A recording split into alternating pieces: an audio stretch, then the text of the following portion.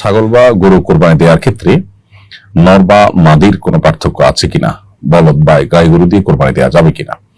কোরবানি দেওয়ার ক্ষেত্রে গরু, ছাগল, দুম্বা, ভেড়া কিংবা ওঁট যেটাই হোক না কেন, এগুলোর নর মাদি, ছাগলের ক্ষেত্রে খাসি হোক আর সাধারণ ছাগল হোক, আপনার মাদি হোক কিংবা নর হোক, গরুর ক্ষেত্রে বলদ হোক কিংবা গাই গরু হোক, এর সবগুলোতেই কোরবানি বিশুদ্ধ হয়ে যাবে। দেখার বিষয় হলো যে নির্দিষ্ট বয়সে পৌঁছেছে কিনা এবং যে সমস্ত ত্রুটির কারণে কোরবানি বিশুদ্ধ হয় না সেরকম ত্রুটি থেকে মুক্ত কিনা।